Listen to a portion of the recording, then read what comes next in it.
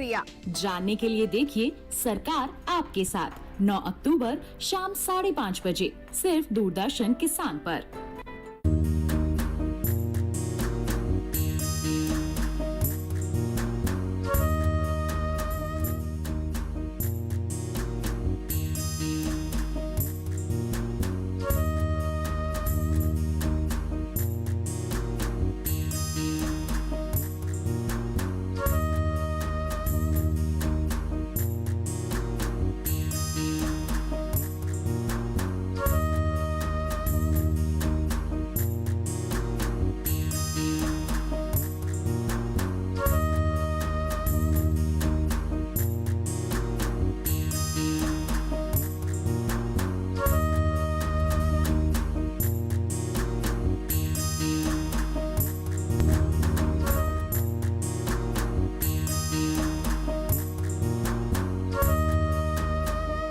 भारतीय खेती में तिलहन का मुख्य स्थान है।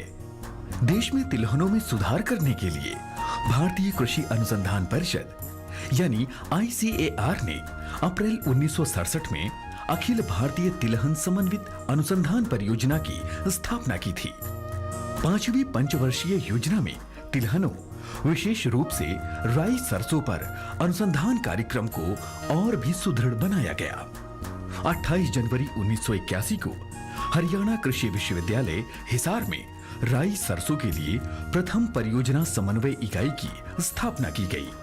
7वीं योजना के दौरान भारतीय कृषि अनुसंधान परिषद ने 1990 में गठित समिति की सिफारिश के आधार पर राज्य कृषि विभाग, राजस्थान सरकार के अनुकूलन परीक्षण केंद्र सेवर भरतपुर में राई सरसों पर आधारभूत, रणनीतिक और अनुप्रयुक्त अनुसंधान संचालित करने के लिए भारतीय कृषि अनुसंधान परिषद ने 20 अक्टूबर 1993 को राष्ट्रीय सरसों अनुसंधान केंद्र की स्थापना की।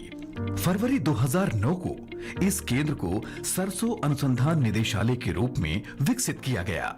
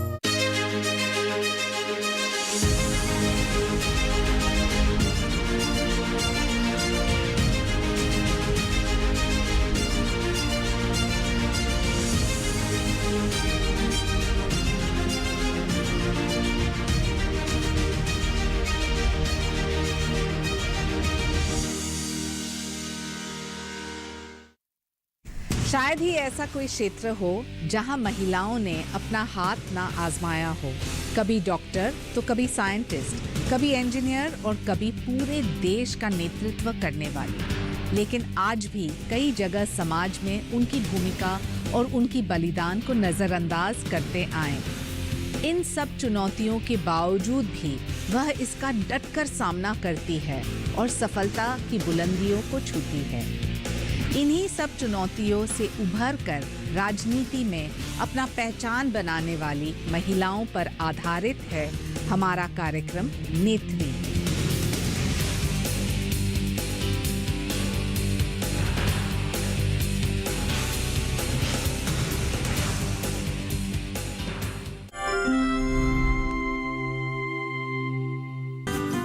उत्तर प्रदेश की औद्योगिक नगरी कानपुर से लगा हुआ जिला कानपुर देहात है। कानपुर देहात खाद्यान्न के क्षेत्र में महत्वपूर्ण स्थान रखता है। यहाँ मुख्य रूप से धान, गेहूं और सब्जियों की खेती की जाती है। कानपुर देहात के विकास खंड मैथा का मझियार गांव भी खाद्यान्न फसलों के उत्पादन के लिए जाना जाता है। माया देवी मझियार गांव की रहने वाली हैं। इनकी उम्र लगभग 48 वर्ष है। माया जी के पास 3 बीघा जमीन है, जिसमें वो स्वयं खेती करती हैं। कृषि विज्ञान केंद्र दलीप नगर कानपुर देहात से जुड़ने से पहले माया देवी तकनीकी ज्ञान के अभाव में अपनी खेती से अच्छा आर्थिक लाभ नहीं कमा पा रही थी, जिसके कारण उनके दैनिक जीवन में समस्याएं बनी हुई थी। हमारे पास 3 बीघे जमीन है, उसमें मैं थोड़ा सा गेहूँ धान कर लेती हूँ। इसके बाद सारी जो बचता है उसमें सारी सब्जी उगाती हूँ। जब मैं केवीके से नहीं जुड़ी थी तब मेरा परिवार अच्छे ढंग से नहीं चल पा रहा था। कहीं धनिया बोती थी, कहीं चुटुर पुटुर कर लेती थी, उससे मुझे कोई जानकारी भी नहीं थी। जब मुझे जानकारी हुई तब से हमारा सारा खर्च अच्छे से चलने लगा। साल 2014 में माया देवी ने कृषि विज्ञान केंद्र कानपुर देहात से गृह वाटिका में प्रशिक्षण प्राप्त किया। उन्होंने वैज्ञानिकों के सहयोग से अपने घर के पास 250 वर्ग मीटर की एक गृह वाटिका का निर्माण किया। इसमें वह सब्जी उत्पादन का कार्य करने लगी। घर में प्रयोग के बाद बची हुई सब्जियां उन्होंने बाजार में बेचना शुरू किया और उससे आर्थिक लाभ भी कमाया।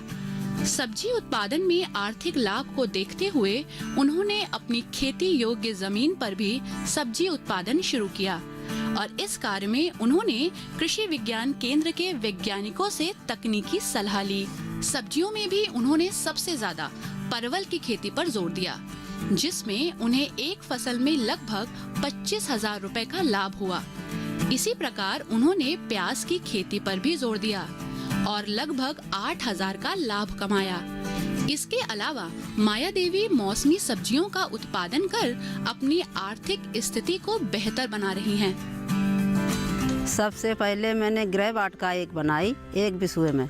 उसमें मैंने गाजर, मूली, पालक, शलगम, चुकंदर यानी सारी चीज़ अपनी सब्जी उपलब्ध की। उससे भी मुझे बहुत अच्छा प्रॉफिट हुआ। उससे मैं अपना सारा खर्च चलाती हूँ। हमारा बहुत अच्छे से परिवार चल रहा है। माया देवी न सिर्फ सब्जी उत्पादन का कार्य कर रही हैं, बल्कि पशुपालन के क्षेत्र में भी आगे बढ़ रही हैं। दुग्ध उत्पादन से माया देवी लगभग 10,000 रुपए सालाना कमा रही हैं। हमारे पास पशु हैं, भैंसें हैं। उससे मैं 15 लीटर दूध निकालती हूँ और वो दूधिया को ना देकर बाजार ले जाकर के अपना स्वयं ही धंधा करती हूँ। उससे हमारा अच्छा पैसा निकलता है। उसी से अपना सारा परिवार का खर्च चलाती हूँ। माया देवी ने कृषि विज्ञान केंद्र दलीप नगर के तकनीकी सहयोग से सर्दी के मौसम में मशरूम उत्पादन का भी काम शुरू किया है। सब्जी और पशुपालन से हमने अपने बच्चों को पढ़ाया लिखाया, सब्जी का धंधा किया और हमने अपने बच्चे और बच्चियों की शादी की और अपना घर भी बनवा लिया। इस तरीके से अपना हम परिवार में कल कुशल से रह रहे हैं। माया देवी के पति सुखराम भी उनका खेती और पशुपालन कार्यों में सहयोग कर रहे हैं। माया देवी अपने परिवार के साथ खुशहाल जीवन बिता रही हैं। गांव में उनका मान सम्मान भी बढ़ा है।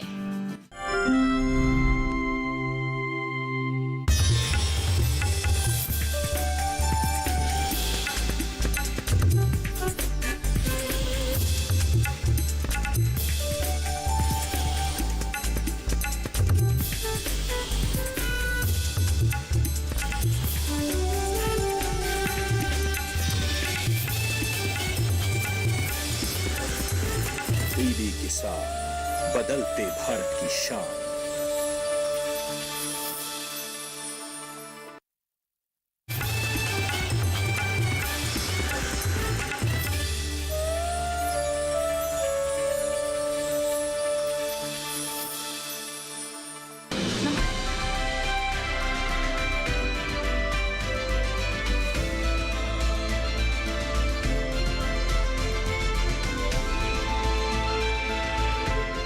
नमस्कार, आप देख रहे हैं दूरदर्शन किसान। किसानों को विभिन्न कृषि कार्यों के जरिए आत्मनिर्भर बनाने की दिशा में लगातार प्रयासरत हमारे खास कार्यक्रम आत्मनिर्भर भारत में आप सभी का स्वागत है। मैं हूं अदिति शर्मा। जैसा कि हमारे इस खास कार्यक्रम में हम आपको रूबरू करवाते हैं कृषि जगत से जुड़ी नई खास जानकारियों से, तो चलिए बिना देर किए शुरू करते हैं आज के कार्यक्रम को। आय बढ़ाने के लिए खेती संग करें दूसरे व्यवसाय, मधुमक्खी पालन किसानों के लिए बेहतर विकल्प। कामधेनु दीपावली 2021 अभियान का शुभ आरंभ। आइए अब देखते हैं समाचार विस्तार से। केंद्रीय कृषि एवं किसान कल्याण मंत्री श्री नरेंद्र सिंह तोमर ने मिर्जा कामरूप असम में शहद प्रसंस्करण इकाई का उद्घाटन किया। इस अवसर पर श्री तोमर ने कहा कि कृषि की अर्थव्यवस्था को बल देने के लिए प्रधानमंत्री श्री नरेंद्र मोदी जी ने अनेक योजनाएं व कार्यक्रम लागू किए हैं। इनके माध्यम से गांव और किसानों को फायदा हो रहा है और क्या कुछ खास होने वाला है, इस पर अधिक जानकारी के लिए आइए दिखाते हैं आपको ये रिपोर्ट। अच्छी आमदनी के लिए किसानों को खेती के साथ साथ उससे जुड़े दूसरे व्यवसाय भी करने होंगे। सरकार इस दिशा में किसानों को जागरूक और प्रोत्साहित करने का काम कर रही है। शहद प्रसंस्करण इकाई की स्थापना के मौके पर भी कृषि मंत्री ने इस बात को दोहराया। ये एक स्वचालित इकाई है। इसकी स्थापना राष्ट्रीय मधुमक्खी पालन और शहद मिशन की ओर से salt range foods private limited ने की है। राष्ट्रीय मधुमक्खी पालन बोर्ड का भी इसमें खास सहयोग रहा है। इकाई का उद्घाटन करते हुए कृषि मंत्री नरेंद्र सिंह तोमर ने कहा कि हमारे किसान सबसे बड़े उत्पादक हैं और सबसे बड़े उपभोक्ता भी। इसलिए देश का बाजार अच्छे से चलाने के लिए गांवों के लोगों की जेब में पैसा होना जरूरी है। तभी कल कारखानों के उत्पाद भी ज्यादा खरीदे बेचे जाएंगे।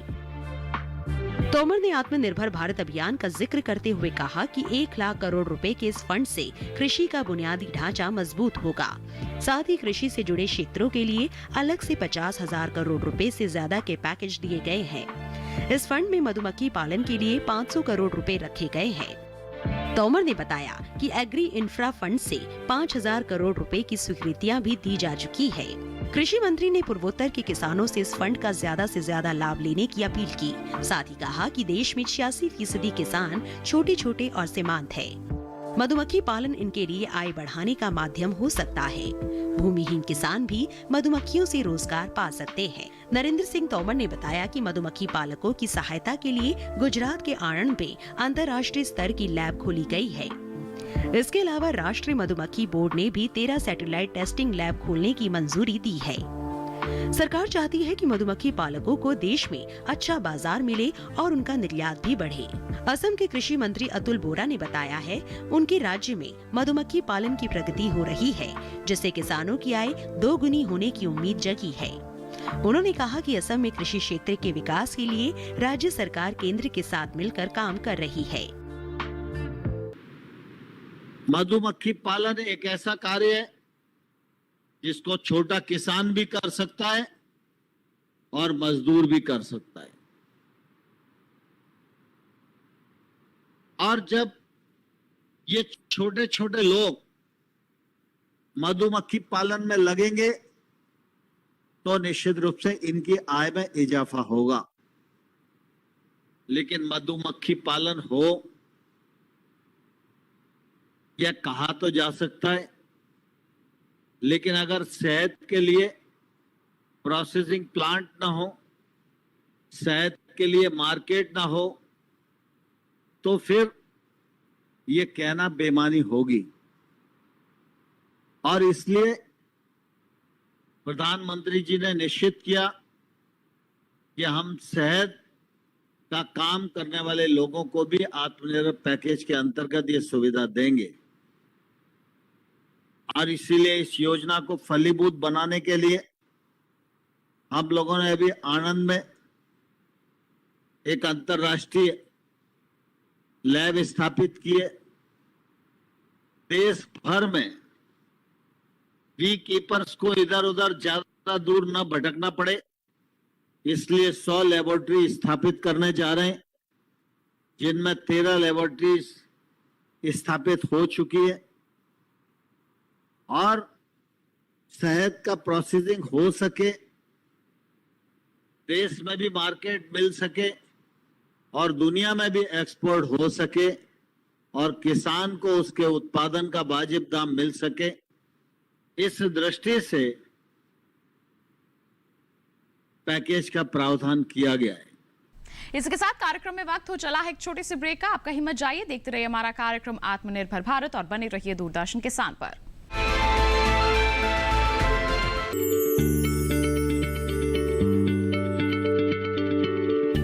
क्या आप किसी बीमारी से परेशान हैं? चाहते हैं डॉक्टर की सलाह, तो हम हैं आपके साथ। बताएंगे आपको जीने की राह, समस्याएं आपकी, समाधान देश के मशहूर विशेषज्ञों के। घर बैठे बात करें देश के जाने माने डॉक्टरों से। हमारे लाइव प्रोग्राम स्वस्थ किसान में हर शनिवार शाम 6 बजे से 7 बजे तक। ब्रेक के बाद दूरदर्शन किसान के कार्यक्रम आत्मनिर्भर भारत में आप सभी का फिर से स्वागत है। बता दें, हाल ही में खाद्य प्रसंस्करण मंत्रालय ने एक जिला एक उत्पाद परियोजना के तहत हरियाणा के 22 जिलों के लिए निर्धारित उत्पादों की सूची जारी की है। ये सूची खाद्य प्रसंस्करण उद्योग मंत्रालय द्वारा शुरू की गई सूक्ष्म खाद्य उद्यम योजना के तहत जारी की गई है। इसके बारे में जानने के लिए विस्तार से आइए नजर डालें इस रिपोर्ट पर।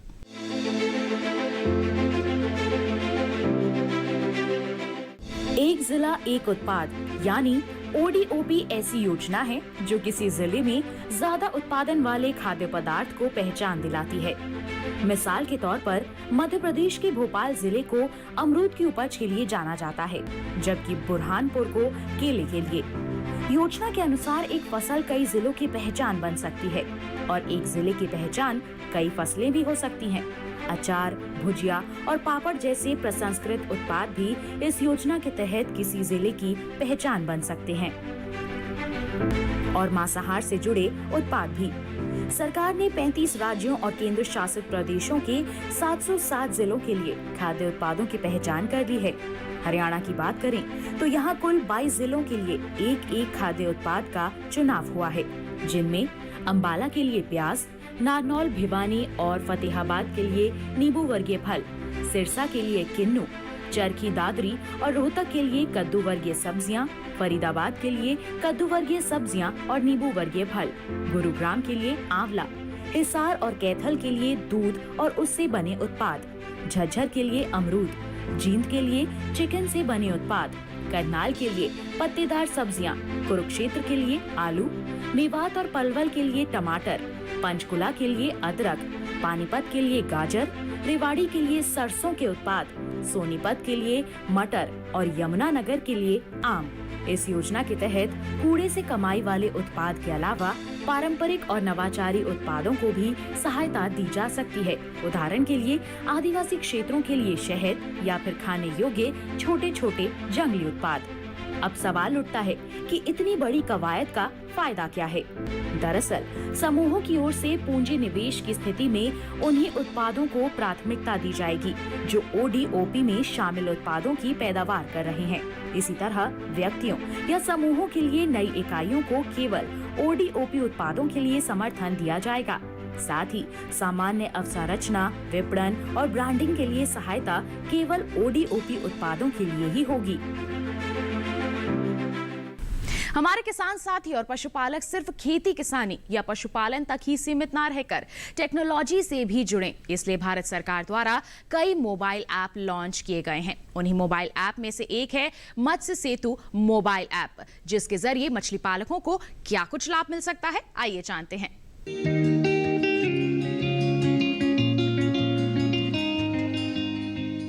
मत्स्य सेतु ऐप में प्रजातिवार और विषयवार स्व शिक्षण ऑनलाइन पाठ्यक्रम मॉड्यूल मौजूद है।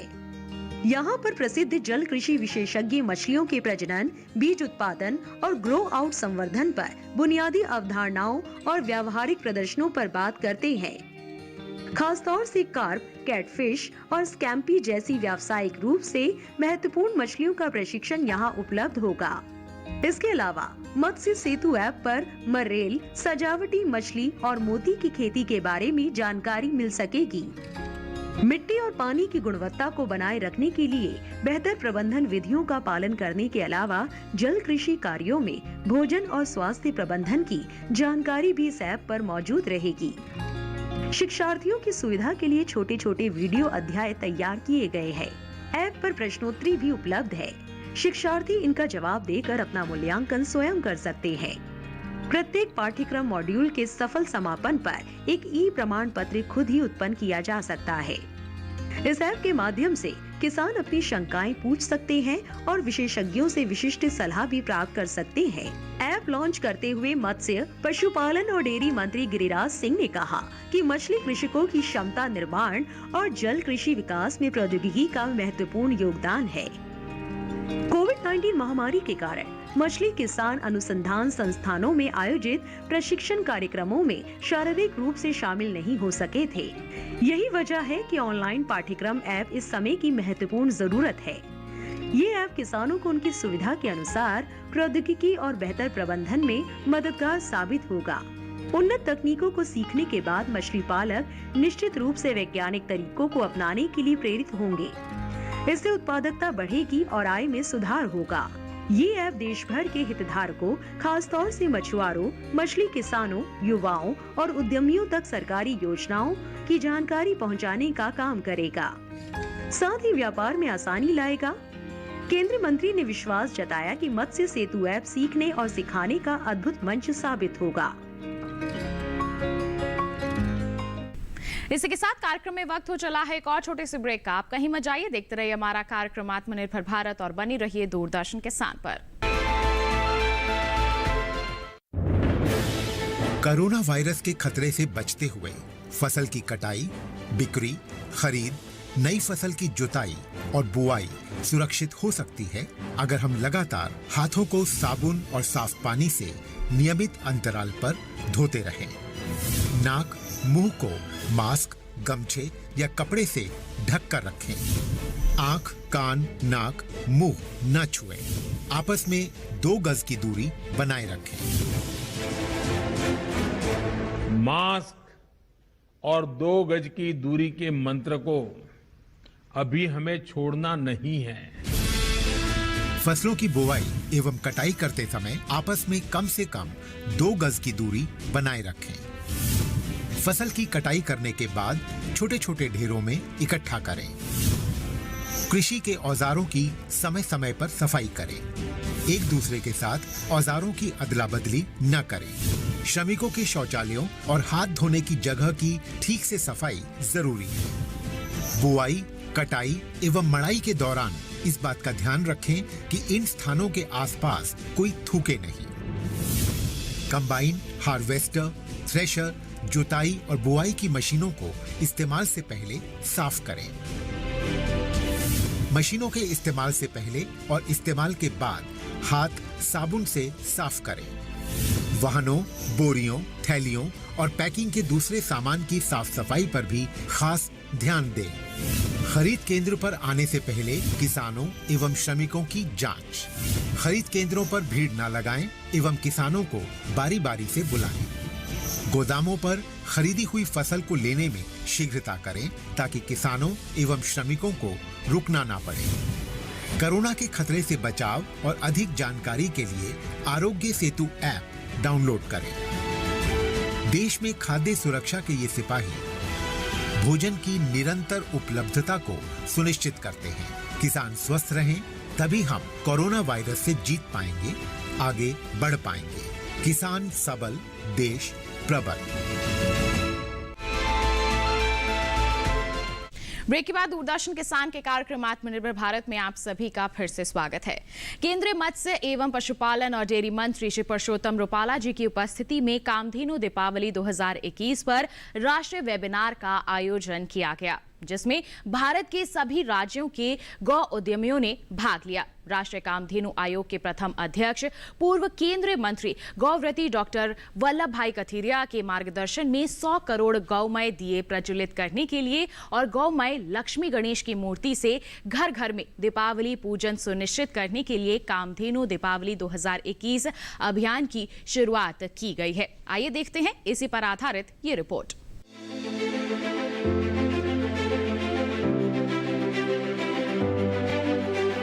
कामधेनु दीपावली देसी गाय को दूध, दही, घी के साथ साथ गौमूत्र और गोबर के माध्यम से भी आर्थिक रूप से उपयोगी बनाने का अभियान है। अंतर्राष्ट्रीय स्तर पर पंचगव्य से 300 से ज्यादा गौ उत्पादों का निर्माण शुरू हो चुका है। इसके तहत दिवाली उत्सव के लिए गोबर आधारित दियों, मोमबत्तियों, धूप, अगरबत्ती, शुभ लाभ, स्वस्तिक, साम्रानी cup, hardboard, wall piece, paperweight, हवन सामग्री, भगवान गणेश और देवी लक्ष्मी की मूर्तियों का निर्माण शुरू हो चुका है। गौपालक और गौ उद्यमियों द्वारा बनाए गए गोमय दिए चाइनीज और केमिकल्स युक्त हानिकारक दियों से बचाएंगे। इको फ्रेंडली दियों का प्रयोग बढ़ेगा।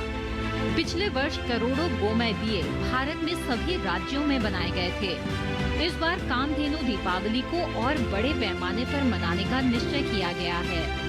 हजारों गाय आधारित उद्यमियों को व्यवसाय के अवसर पैदा करने के अलावा गाय के गोबर से बने उत्पादों के उपयोग से स्वच्छ वातावरण भी मिलेगा। ये गौशालाओं को आत्मनिर्भर बनाने में मदद करेगा। ये अभियान प्रधानमंत्री श्री नरेंद्र मोदी के मेक इन इंडिया की परिकल्पना और स्टार्टअप अभियान और आत्मनिर्भर भारत अभियान महिला सशक्तिकरण को बढ़ावा देगा। चीन निर्मित दियों का पर्यावरण अनुकूल विकल्प प्रदान करके ये अभियान प्रधानमंत्री नरेंद्र मोदी के मेक इन इंडिया की परिकल्पना और अभियान को बढ़ावा देगा और पर्यावरणीय क्षति को कम करते हुए स्वदेशी आंदोलन को भी प्रोत्साहन देगा। केंद्रीय पशुपालन मंत्री श्री परषोत्तम रुपाला ने वेबिनार से जुड़े सभी गौ उद्यमियों को प्रोत्साहित किया। अंत्येष्टि क्रिया के लिए गौ काष्ठ यानी गाय के गोबर से बनी लकड़ी के इस्तेमाल को बढ़ावा देने का आह्वान किया। समस्त भारतीयों से उन्होंने कामधेनु दीपावली अभियान से जुड़ने की अपील की। गोमय उत्पादों के निर्माण और खरीद से जुड़ने का आह्वान किया और इस अभियान को सरकार का पूर्ण समर्थन दिया। उन्होंने बताया कि सभी कृषि विज्ञान केंद्रों पर गाय रखकर गोमय उत्पादों का निर्माण एवं उनका प्रशिक्षण कराया जाएगा।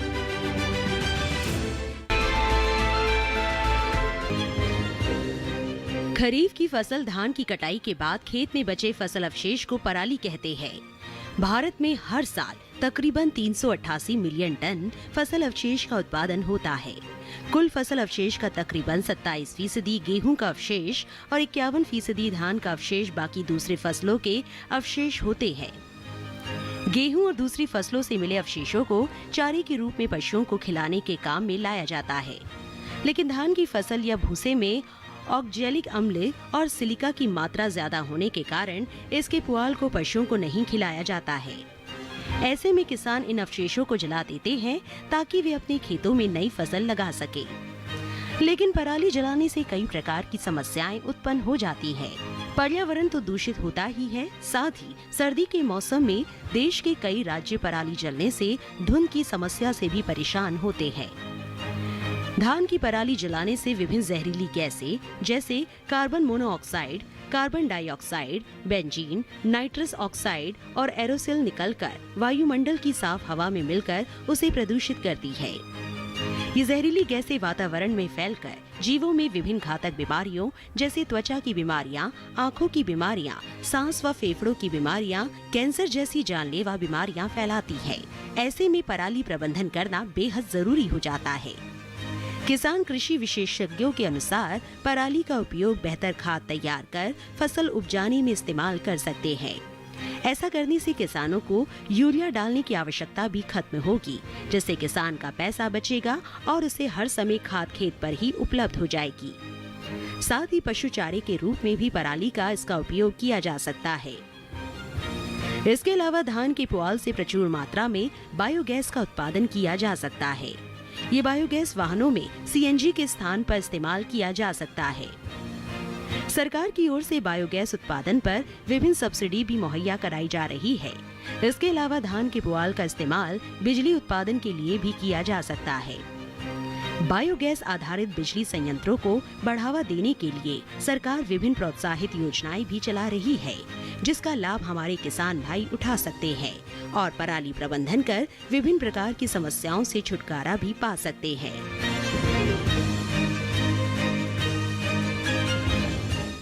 तो ये था हमारा आज का कार्यक्रम आत्मनिर्भर भारत। एक विशेष जानकारी आपको दे दें कि आप हमारा ये कार्यक्रम हमारे डीडी किसान के यूट्यूब चैनल के जरिए भी देख सकते हैं। टीवी स्क्रीन पर एक क्यूआर कोड आपको दिखाया जा रहा है, इसे स्कैन कीजिए, सीधे आप पहुंच जाएंगे हमारे यूट्यूब चैनल पर और किसी भी समय आप हमारा ये कार्यक्रम आत्मनिर्भर भारत देख सकते हैं। तो बस आज के लिए इतना ही। अगले अंक में होगी आपसे मुलाकात, तब तक के लिए दीजिए इजाजत। आप बने रहिए दूरदर्शन किसान पर। नमस्कार।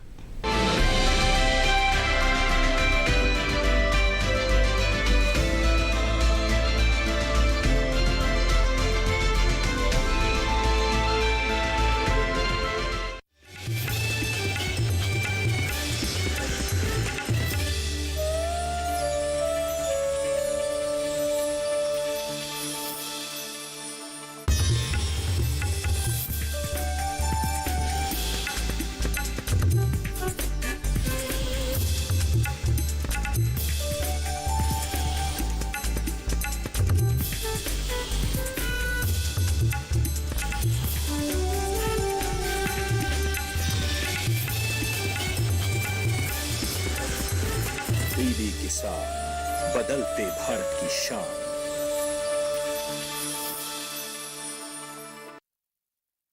मौसम खबर के सह प्रायोजक हैं Sonalika tractors leading agri evolution.